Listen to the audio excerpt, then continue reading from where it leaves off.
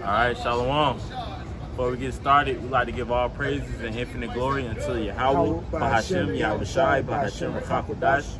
Double honors to the apostles and elders of Great Millstone who rule and teach well.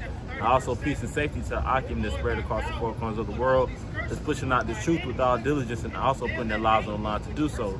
We're the brothers out of Great Millstone, Atlanta, here with the quick Godspeed, going into the characteristics of being a good leader. You know, because through the scriptures, you know, we see, you know, great men, you know, who led people to the truth, man. Okay, and we have to exemplify those same characteristics was being, you know, honest, you know, to say good behavior, you know, being honest among all men. So these are the things that we must have, the characteristics that we must have to have someone follow us, man. Okay, so you got anything? So without further ado, you know, we're gonna get straight into the scripture, man. God, this is 1 Timothy chapter 3, verse 1. It says, "This is a true saying: if a man desire the office of a bishop, he desireth the good work." It says a good work, man. A good work. Okay, because you got thousands of people who call themselves bishops, you know, but are they leading with a good work? You know, and the answer is no, man. When you read Hebrews the 13th chapter and the 17th verse, matter of fact, Barbershop, can you get it real quick? This is Hebrews chapter 13, verse 17. It says, "Obey them that have rule over you, and submit yourselves, for they watch for your souls, as they that must give account, that they may do it with joy, and not with grief, for that is unprofitable for you." That's good works, man. You know, watching for your soul. It says that it may not be unprofitable, man. A lot of people have unprofitable works because they lead their congregation into the mist, man. You know, and that's the spirit that we started off with. You know, pretty much a role of a bishop, which is a position of leadership. And the brother mentioned Hebrews 13 because it gave you the definition of a bishop. It says what? It says, "For they watch for your souls." Yeah. Right, and that's what bishop means, an overseer. So when you're a leader, you're overseeing maybe a group of men, group of women, a nation, really. Yeah. You know, men and women and children. So being a leader, you have to know all aspects. All right, I'm gonna keep going in 1 Timothy chapter 3. I'll reread verse 1 and flow into 2. It says, "This is a true saying: if a man desire the work of a bishop, he desireth a good work. A bishop must be blameless." And these are the characteristics. Okay, which are adjectives, something that describes somebody.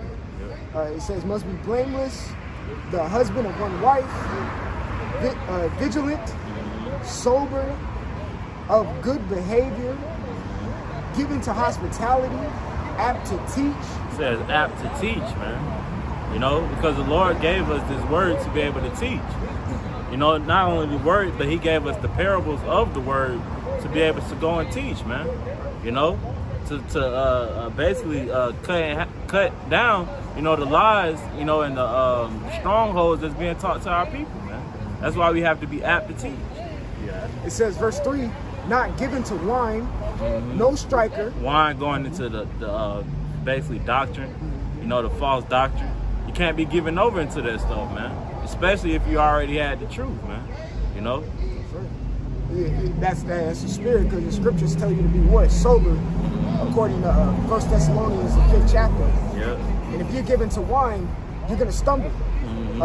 Physically, literally, and spiritually.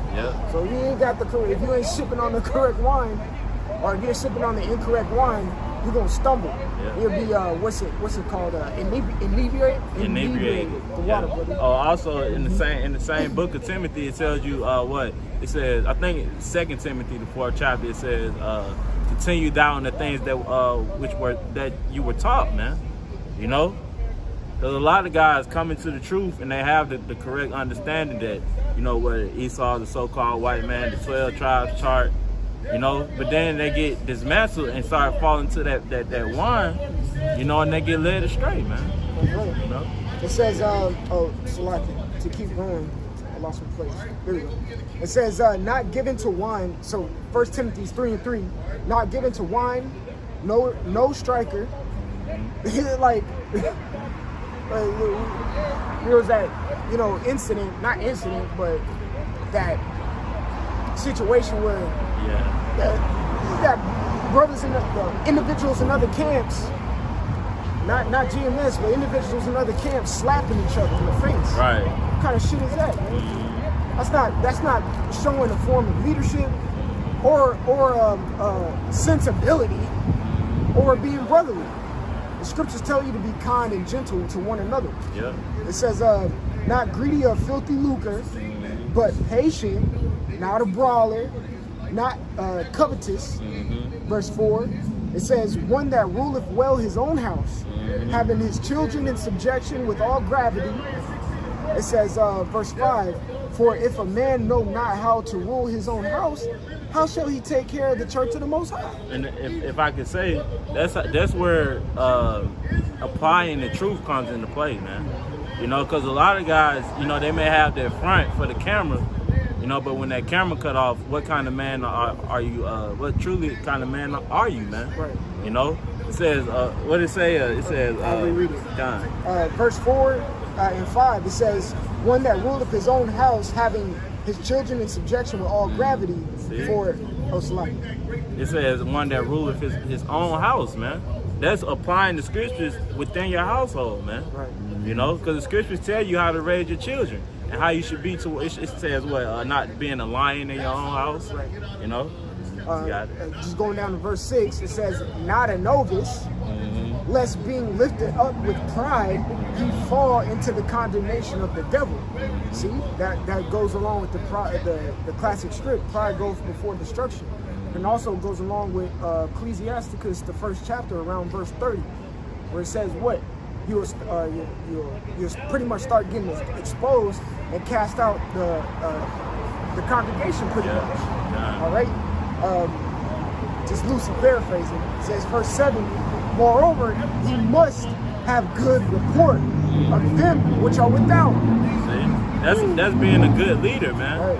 Hey, when you look at these top athletes, and they're great because like the athletes who won championships, they're great because they taught their teammates the characteristics that they had, man. Right. They didn't. That's basically hiding the talent in the neck. Right. I saw a clip with this individual. I forgot his name, but he coached Kobe Bryant, and he asked Kobe, he's like, man, why are you such an asshole? And Kobe said, you want to know why? Kobe didn't get offended with him being called an asshole. He's like, you want to know why? The reason why is because I see a lot of these individuals I practice with, they ain't got no work ethic. Yeah, he said he ain't respect their work. He ain't respect their work ethic. You see? But what did Kobe do? I'm not trying to praise this man, but the Mamba mentality, man, that's kind of a, hey. Yeah. But this man woke up at 5 in the morning every single day, all season and during the season, and put in work. And he was the example and so forth. So he's blameless. That's why he has 5 rings. So what can you say about it? Yeah. You see? That's why it says here in 1 Timothy 3 and 7, moreover, he must have good report of them which are without, lest he fall into the reproach and the snare of the devil. So you have good report amongst men. That means you're blameless, like it says in verse 2. What do you got to say? What can you say? Like, example, what can you say about Kobe? You got 5 rings. Yeah. It's a leader right there, You got anything else? No. See, you got it, bro. Hey, so with that, it was quick, straight to the point.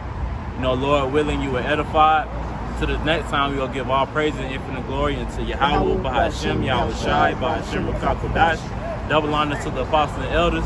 So next time we say Shalom. Shalom.